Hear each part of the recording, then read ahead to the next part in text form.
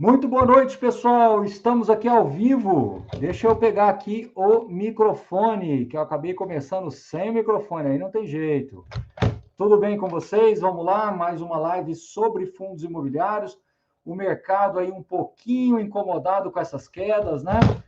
Realmente, taxa do Tesouro Direto subindo, o mercado muito instável, ainda com algumas incertezas, mas devagar a gente chega lá. Bom, hoje o verdadeiro ou falso é sobre. Hoje o verdadeiro ou falso é sobre fundos logísticos. Temos algumas perguntas que, quando a gente olhou as perguntas, nós já optamos aqui por fazer alguns slides, porque ao ter esses slides, a gente já responde boa parte destas perguntas. Então, vamos lá. Deixa eu compartilhar uma tela aqui muito bacana com vocês, que eu quero, inclusive, agradecer o Marcos Gurgel, que nos ajudou aqui no time da Suno a fazer todo esse conteúdo aqui dos slides. Vamos lá, 13 de dezembro, verdadeiro ou falso, episódio 23, seguindo aqui em frente. Por que nós selecionamos esses 6 fundos? Porque são os 6 maiores fundos aí do mercado, mais representativos também, até do ponto de vista de patrimônio, quantidade de cotistas, né? HGLG com 3,5 bi, 334 mil cotistas, XPLG 3,1 com 300 mil cotistas, BTLG 2,1 com quase 200 mil, né? 299, Bresco com 105 mil cotistas, 1,8 bi, 20 Logística, 155 mil cotistas, 1,7 bi, e LVBI com 63 mil cotistas, 1,4 bi. Algumas outras informações que vocês podem aí observar, mas tem aí a parte de vacância, você tem também a quantidade de imóveis, a BL, né? Então, hoje, fundos aí com 1 milhão de metros quadrados, né? XPLG com 954 mil metros quadrados, e o LVBI, que é o menor deles, com quase aí 480 mil metros quadrados. Então, mostra a relevância da indústria de fundos logísticos no mercado. Inclusive, uma das perguntas que fizeram aqui para a gente foi justamente essa, né? Se os fundos de logística deveriam fazer parte de uma carteira previdenciária. Eu entendo que sim, eu acho que aqui são 6 opções que foram escolhidas pelo critério de tamanho, pelo critério de porte, liquidez, né? Fundos aí negociando entre 2 e quase 5 milhões de reais por dia. Então, sem dúvida nenhuma, o critério de seleção foi esse. Tem outros fundos logísticos, mas independente disso, depois da pandemia, a gente percebeu um crescimento muito significativo desse setor dentro do mercado de fundos imobiliários. Então, na minha opinião, sim, fundos logísticos deveriam sim fazer parte de uma carteira diversificada com foco previdenciário. Tá? Eu acho que o setor logístico ele tem uma previsibilidade interessante, são ativos que podem mais facilmente serem comprados e vendidos, ou seja, a gestão ativa tende a funcionar com mais agilidade, porque a construção ela é mais ágil, o giro ele se torna mais ágil, as reformas se tornam mais ágeis, é muito mais complexo do que você fazer operações em shopping centers, por exemplo, e mais ainda quando se trata de lajes corporativas, que é um setor muito nichado ali naquele eixo Faria Lima, né, JK, Vila Olímpia, aquelas regiões primárias de São Paulo. Então, os fundos de logística, na minha opinião, deveriam sim fazer parte da carteira de investimentos dos fundos imobiliários, de fundos imobiliários. Aqui eu trouxe 6, mas para ser os representantes do setor logístico. Existem outras opções que não foram trazidas aqui por esse motivo, tá bom? Seguindo em frente, evolução da quantidade de cotistas, né? O mercado de fundos imobiliários hoje tem quase 2 milhões de investidores e os fundos imobiliários e logísticas são muito significativos, né? Você tem aí de 100 mil a 300 mil cotistas na média de fundos imobiliários de logística, mostrando a sua representatividade, tá bom? Seguindo em frente, falando um pouquinho sobre o retorno histórico dos fundos, aqui eu começo pelo HGLG, que tem um histórico muito maior, né? Quase 11 anos, aí 12 anos de história. Então, ele venceu aí todos os benchmarks, aí, desde o IPCA mais 6, o 100% do CDI e o próprio IFIX. Quando a gente vem para o XPLG, você via que ele estava muito bem, veio, de fato, aí o impacto da pandemia, ele foi perdendo rentabilidade, estava retomando e agora o mercado voltou todo para baixo. Isso não é característica só do XPLG, isso a gente está vendo o mercado como um todo, não só de fundos imobiliários, mas o mercado de renda variável sentindo bastante. Mas veja como ele estava já voltando para o seu benchmark, que é o IPCA mais 6. Eu falo que, no geral, o fundo imobiliário que consegue vencer ou ficar alinhado ao IPCA mais 6, que é líquido de imposto de renda, na minha opinião, é um retorno total interessante. Infelizmente, nessa reta final, se vocês observarem, né? Vou até voltar aqui, o HGLG volta também, claro que a curva é muito maior, então essa volta já não tem mais tanta representatividade. No caso do XPLG, ele passou para a régua de baixo do IPCA mais 6. O que também não é diferente do BTLG, que também, depois de reestruturado, que passou a fazer parte de uma gestão do BTG, que cresceu bastante o portfólio, etc., ele vai lá para cima do IPCA mais 6 e agora, infelizmente, também voltando para baixo. Baroni, por que você disse infelizmente? Porque nós temos hoje algumas incertezas, uma falta de visibilidade no mercado, juros futuros subindo muito, pessoal preocupado aí com o risco fiscal, preocupado com tributação, preocupado com juros altos ainda. Então, tudo isso vem refletindo no mercado de fundos imobiliários e os fundos de logística estão inseridos dentro desse contexto, né? Bresco, esse é um fundo mais novo, então ele vinha muito bem, a pandemia jogou ele para baixo, e ele agora estava também recuperando, tentando voltar lá para o IPCA mais 6, mas agora, infelizmente, também recuou aí como outros fundos.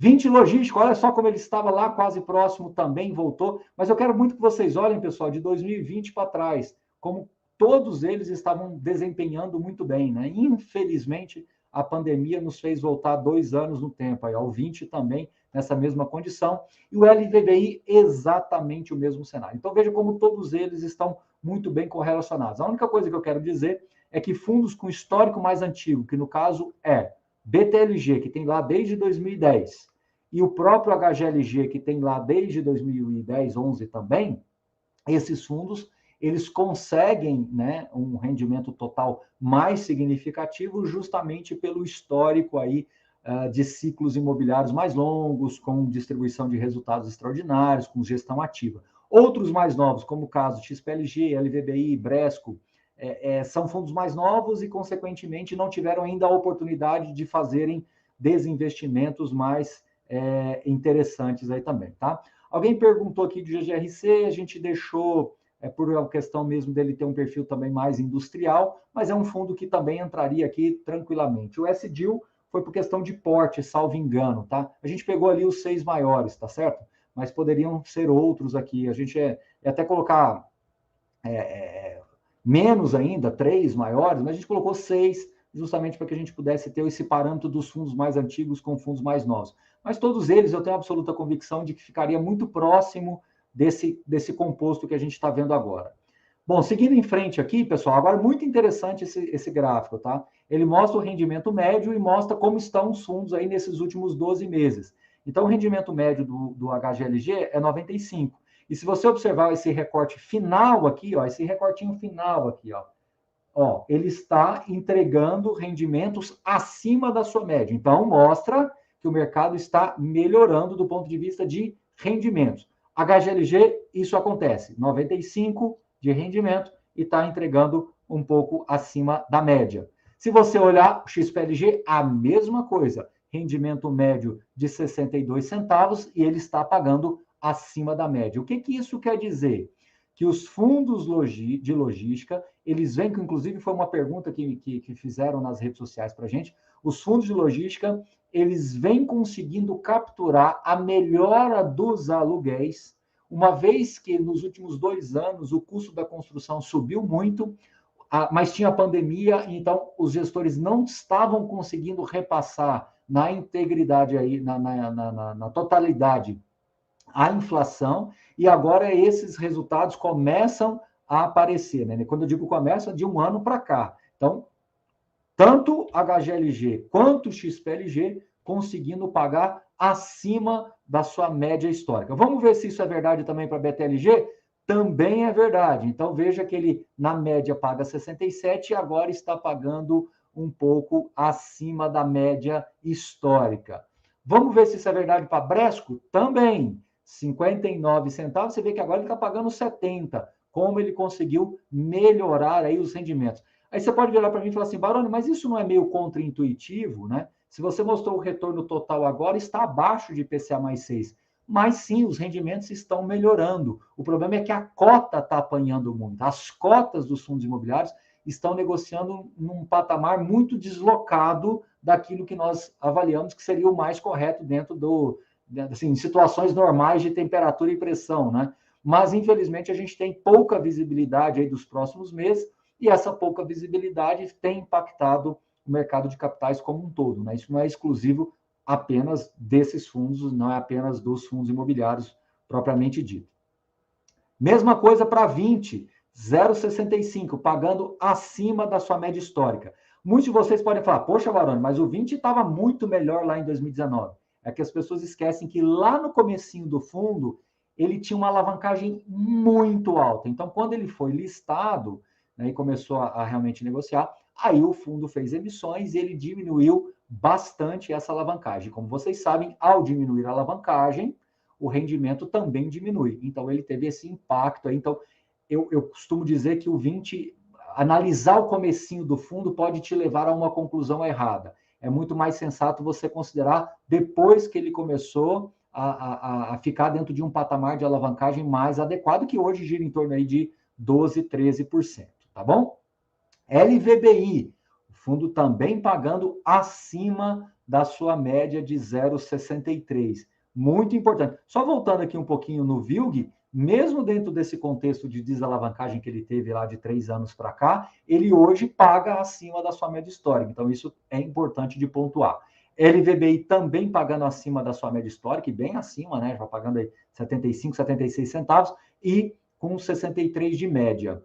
Aqui é um gráfico de yield, tá? Esse gráfico de yield mostra qual é o yield atual dos fundos imobiliários de logística que a gente está colocando aqui para vocês, esses 6 maiores fundos, que está girando entre 8 e 10. Se vocês voltarem lá naquela tabela inicial, eu vou fazer esse exercício aqui junto com vocês, tem o yield também, tá? Que está aí girando entre 8,06 no caso do Bresco, até 9,84 no caso do HGLG. Isso considerando os 12 últimos meses. Baroni, por que o HGLG é maior do que os outros? Como eu sempre falo, o HGLG ele tem um ciclo maior e os gestores conseguiram fazer desinvestimentos, então o ganho de capital passou a ser algo frequente dentro do HGLG, coisa que, na minha opinião, é uma visão, acredito que também vai acontecer nesses outros fundos logísticos, mas ainda dentro de um próximo ciclo. Isso quer dizer mais perto aí de 2026, 2027, porque ainda tem uma curva de maturidade para esses fundos surfarem, porque são fundos novos que começaram agora em 2018, 2019, então você precisa de pelo menos uns 7 a 10 anos para conseguir fazer esses desinvestimentos, tá bom? Agora falando rapidamente sobre PVP histórico, PVP histórico do HGLG 1.10, ele está negociando em linha com o seu PVP histórico. Já teve muito mais, hoje está em linha. XPLG, a média 1,02, ou seja, ele negociou historicamente com ágil, e hoje ele está negociando com quase 15% de desconto histórico do seu PVP, bem significativo, tá? Aqui no caso do BTLG, a média do gráfico está aqui. Oh, desculpe, pessoal, acho que esse gráfico ficou errado, desculpe. Bom, enfim, o BTLG, eu acho que esse gráfico ficou errado. Ah, não, sim, não ficou não, desculpe. É porque aqui tem na época do TRXL, tá? Na época do TRXL. Então, na média do TRX, do BTLG hoje, 1,06, na média do TRXL, 0,90 e, considerando a média dos dois, 0,94. Então, está voltando para a sua média histórica, tá certo? Falando um pouquinho de Bresco, esse sim também chamando bastante atenção, porque ele negociou sempre com um pouquinho de ágio e está negociando hoje com um deságio também de quase aí 18%, 17%, que também é bem significativo, tá? Seguindo em frente, 20 também chamando atenção, 1,02 é a sua média histórica e hoje negociando com um deságio aí de quase 15%, né, de desconto. LVBI, a mesma coisa, historicamente com ágio de 3%, 1,03, e hoje negociando aí também com cerca de 15% de desconto. Quando a gente consolida tudo, Baroni, faz um retrato geral aí desses 6 maiores fundos aí do mercado. Historicamente, eles negociaram com 0,3 e isso é importante de trazer para vocês, né, o consolidado, e hoje, historicamente, eles negociam com um desconto aí perto de 10%. Então, considerando uma média, você tem um gap aí entre 10% e 15% na média consolidada da carteira, o que é bastante significativo, né? Voltando aqui para mim agora, as perguntas que chegaram para a gente, várias delas já foram respondidas apenas com a apresentação deste vídeo, mas ainda quero trazer algumas outras para vocês, né?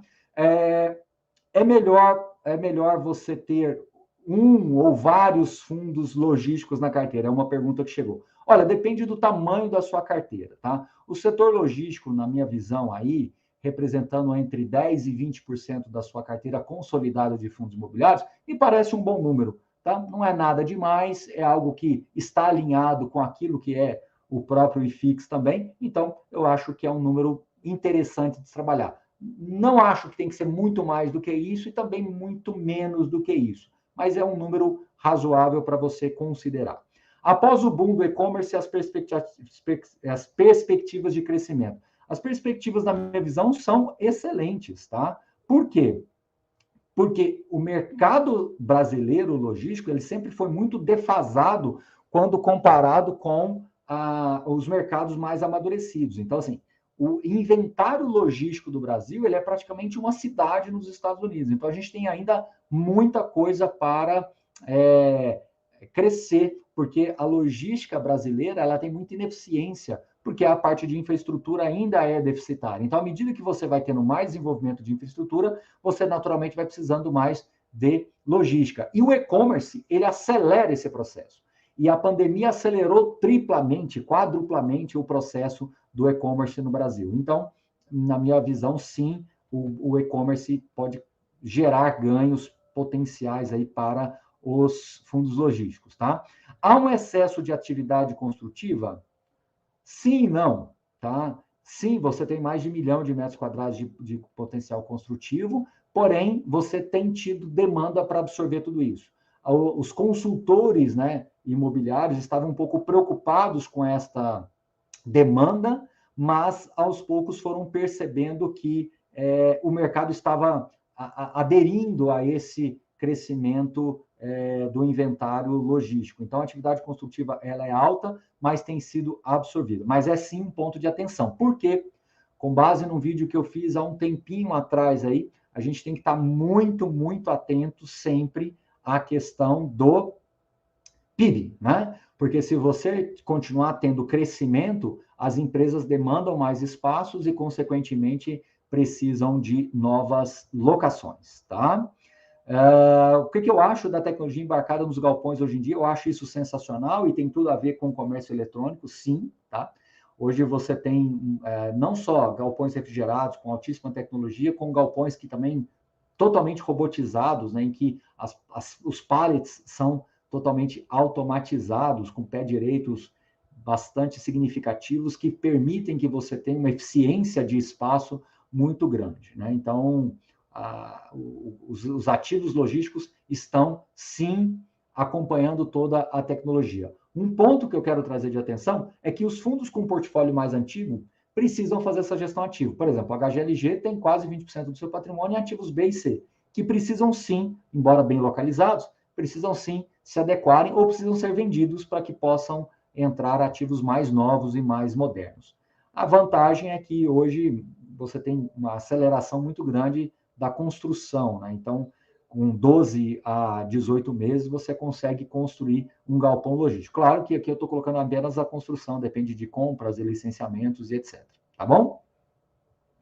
Para ser lucrativo, os fundos têm que estar próximos dos centros urbanos? Não necessariamente, depende muito do que é estar longe, né? Se você estiver muito longe, você tem que ter uma operação muito específica para aquele locatário. Então, estar mais próximo de um centro urbano, ou seja, no conceito de last mile, no conceito de raio 15, raio 30 de um centro urbano, te deixa melhor defendido. O que isso quer dizer? Um portfólio mais próximo de um centro urbano, e se você tiver ainda mais inserido perto de São Paulo, isso te deixa melhor defendido no portfólio. Por isso que o seu yield pode ficar um pouco menor, por isso que você pode ter, talvez, um pouco menos de gestão ativa, porque o gestor não vai querer perder um ativo tão diferenciado, tão pouco replicável assim. Quando você tem um portfólio mais fora desse eixo São Paulo e Rio-São Paulo, dentro desse raio 15 ou 30, o gestor se sente mais, eu diria assim, confortável em fazer esse giro de portfólio. Então, tudo isso também deve ser considerado. Muito importante isso que eu acabei de falar, tá? Isso deve ser muito bem visto. Alguém perguntou também sobre energia solar, que eu acabei de ver aqui no chat, né? Sim, é algo que pode destravar muito valor para os fundos logísticos, porque você pode usar os telhados para painéis solares. Óbvio, depende de investimentos, depende de uma maturidade ainda do gestor e do próprio mercado em absorver tudo isso, mas o BTLG já começou a ir por esse caminho, muito possivelmente os outros fundos, dando certo, né? Muito possivelmente os outros fundos também poderão ir por esse caminho. Então, os fundos logísticos, eles têm um valor muito grande, primeiro, do ponto de vista de terreno e do ponto de vista de potencial geração de energia futura, principalmente se você estiver num lugar onde a incidência de luz seja favorável. E aqui eu quero fazer um adendo, quando eu falo de terreno, por que o raio 15 e o raio 30 te deixa melhor defendido? Porque o valor do terreno tende a crescer com o tempo.